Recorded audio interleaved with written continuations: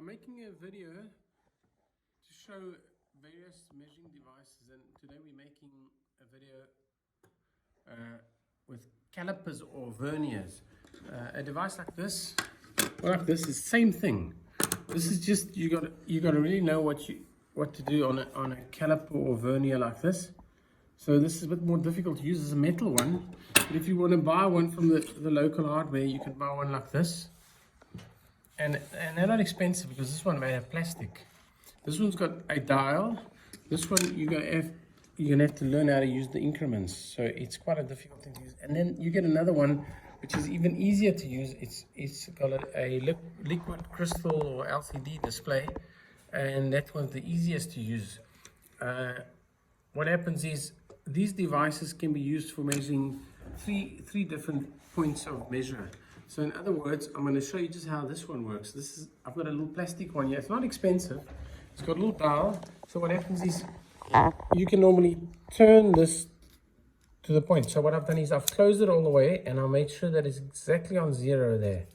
So that's that gap there, and at the back. I'll show you now shortly, and you'll see what I mean when I say 3 points of measure is here, and at the back. At the moment, I've pushed it all the way closed, and it's exactly that little dial. You see that little pin there is exactly showing on 0. Now I'm going to show you just how this thing can be useful for you. You might be thinking, why would I need that? Well, if you buy yourself one of these and you got yourself a tape measure and 1 or 2 other devices, you can basically do a lot of different measurements. And you know, when you're buying something, you know you're going to buy it right. For example, if I had to put this piece of wood and I had to screw it onto this piece of wood, you can see there's 2 thicknesses in the wood here. This one's much thicker than this one. If I wanted to measure how thick this wood is, I need to buy this piece of wood. I could measure this piece of wood like this. I know that the gap there is exactly that. And when I look at it, I go, I'm going to put this down so we can show you. That's 0, and then from there to there's 1 centimeter or 10 millimeters. This is metric, not imperial. So what happens is, or at least this vernier or this caliper is a metric based system. So from there to there's 10 millimeters, and then we're going to go from there is 0. So that would be exactly 10 millimeters if it was spot on there. So that's 1 extra millimeter, 2, 3. So we know that this is 13 because it's past the 3. The little dial is going in the direction of 4, 5, 6, 7, and it goes in clockwise in that direction. So we know that this is 13.4. And if you really want to round it off, you can just say 13.5. Just because it's wood, and wood is never going to be exactly perfect. Now, if I wanted to buy a fastener, a wood fastener or any type of fastener, obviously it would be that type of thread. And I wanted to fasten this piece of wood onto this piece. I know that I wouldn't want a piece that goes in there and holds it but doesn't stick out the back. So once I screwed this in here, it goes through there and it holds onto this piece of wood. So this piece and this piece would be together. But I don't want the screw to actually protrude the back.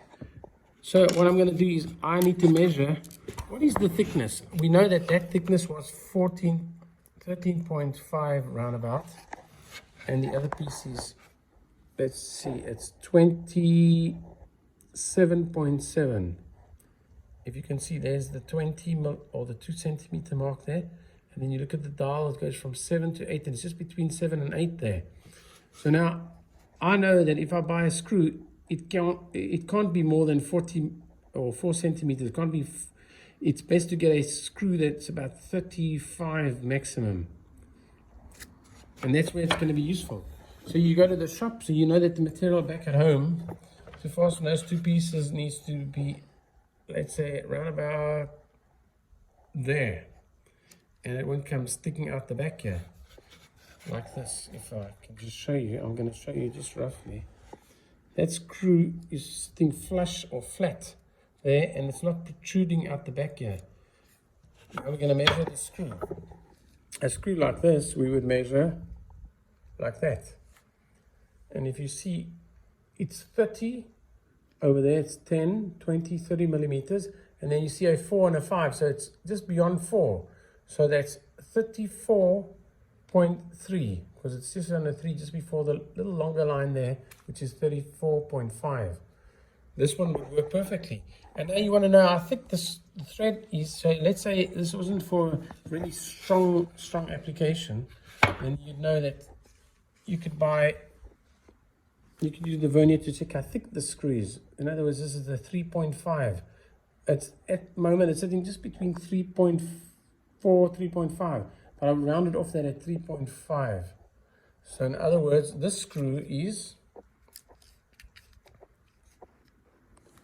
34, give or take 35, by, and that looks like 3, because there's 0 and then there's 3.3, so 3.5. So this screw is 34.5 by 3.5. And you know that's the screw you're going to need. Now, you think how else you can use the vernier. If you're looking at metric threads, which is a threaded thing, and you need to know what this thread is, you can see this is a coarse thread, and this would be for wood or for screwing metal together. This would be more like when you're screwing something into a nut. This is a bolt.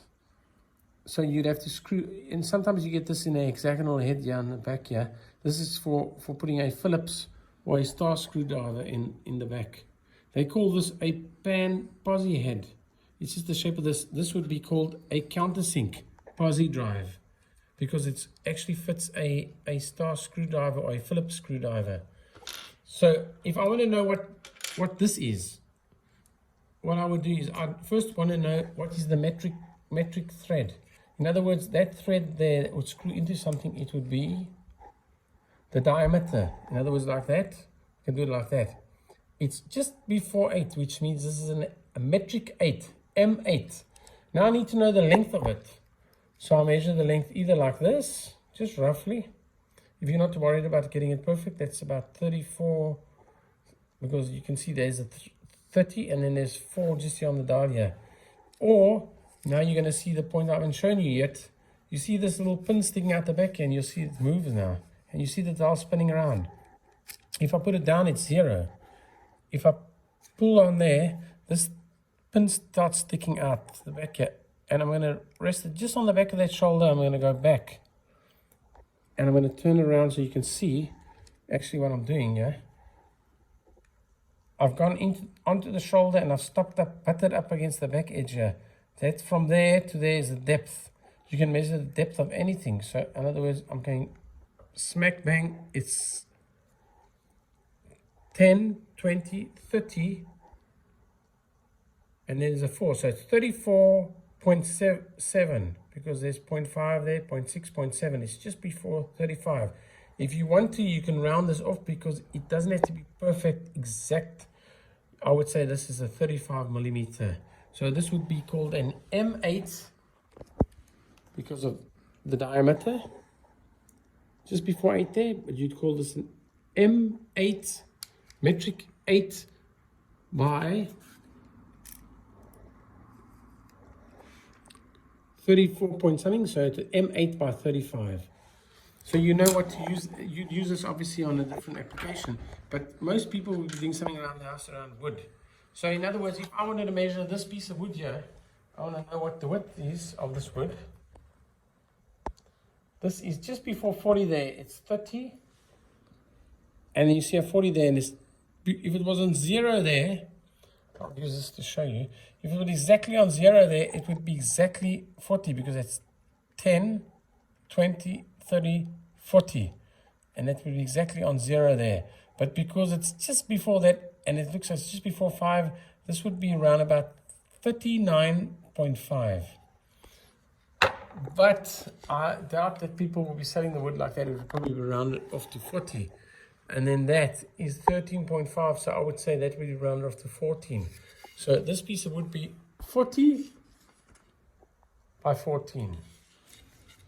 And I'll show you how to screw it in. Now, if you, for instance, wanted to measure a piece of plastic, you need to know the thickness of a piece of plastic. That's where this comes in useful.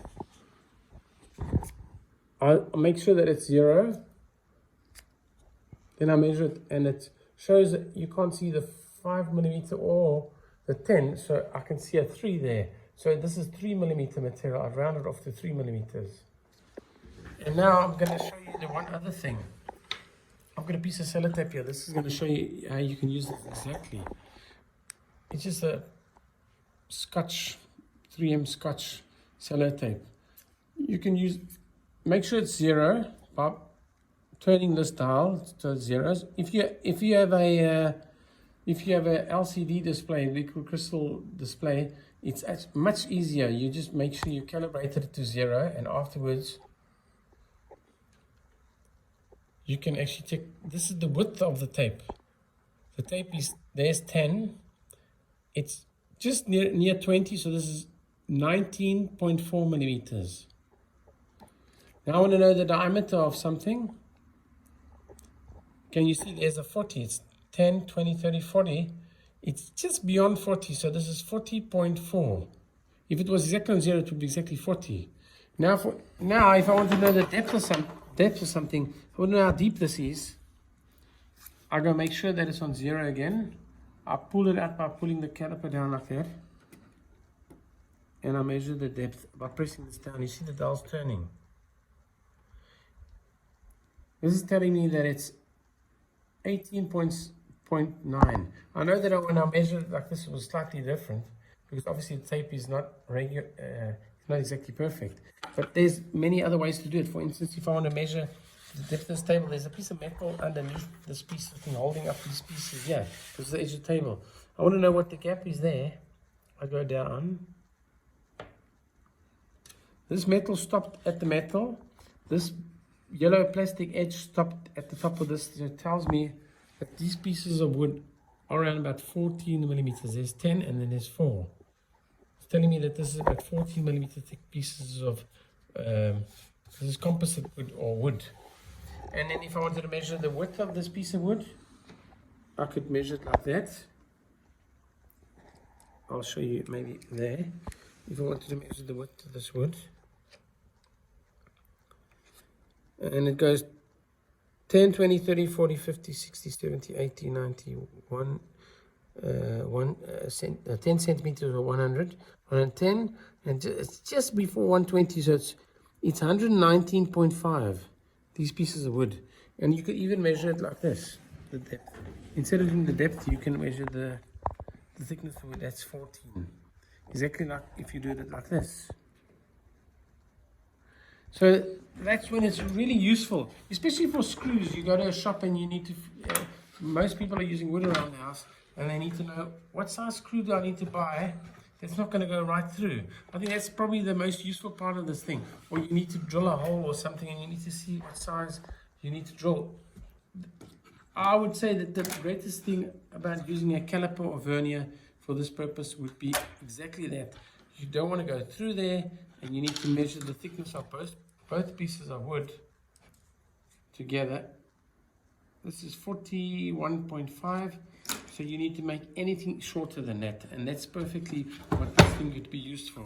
I'll make another video with tapes and walking measures and other devices like lasers to show you how you can use them to actually get angles, distances, and all sorts of measurements for room. But at this moment in time, I'd like to just show you how to use a caliper or vernier. It's a really useful tool for a person that's doing a lot of do-it-yourself and doing a lot of work in and around the home, and even for a professional. So I would recommend always buying one of these. And I would, if you got the money, the most expensive one obviously is a LCD display. I would buy one of those because they're so much easier to use if you're not someone who knows how to use these. You would quickly learn how to use any of the others, but I would recommend you buy an LCD display, vernier or caliper.